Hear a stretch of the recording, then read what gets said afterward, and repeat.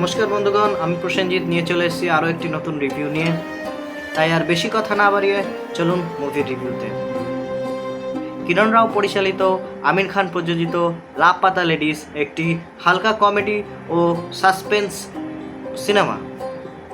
এখানে দেখানো হয়েছে গ্রাম্য পরিবেশে মেয়েরা জন্ম নিলে মেয়েদের প্রধান কর্তব্য হিসাবে বেছে নিতে হতো বিয়ে, বাধ্যতামূলক বেছে নিতে হতো।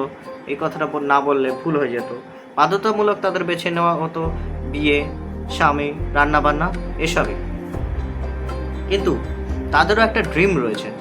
এই সিনেমায় দেখানো হয়েছে যে এই প্রথার বিরুদ্ধে নারীদের যে সংগ্রাম সেটা এখানে তুলে ধরা রয়েছে। এই মুভিতে প্রত্যেকটা ক্যারেক্টারই নতুন, শুধু সুপারস্টার রবি কিষান ছাড়া। মুভিতে নামি দামি কোনো অ্যাক্টর নেই বলে হয়তো এই মুভিটা অতটা লোকপরিচিত হয়নি, কিন্তু আমি বলবো, আমি হাইলি রেকমেন্ড করব একবার অন্তত এই মুভিটা একবার দেখে আসবেন।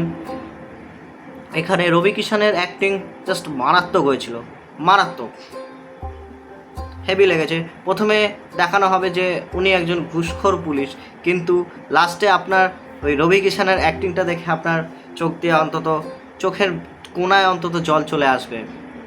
রবি কিষানের এখানে একটা খুব সুন্দর একটা ডায়লগ দেখা গেছে, যেখানে বলেছে রবি কিষান, ম্যাডাম বালিক হে, मन मर्जी की मालिक है, জবরদস্তি তো নেই কর सकते।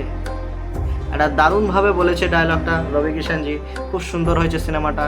আমি বলবো যে সামনাসামনি কোনো সিনেমা হলে বা সিনেমা ডাউনলোড করে আপনি এই সিনেমাটা একবার দেখে নিন।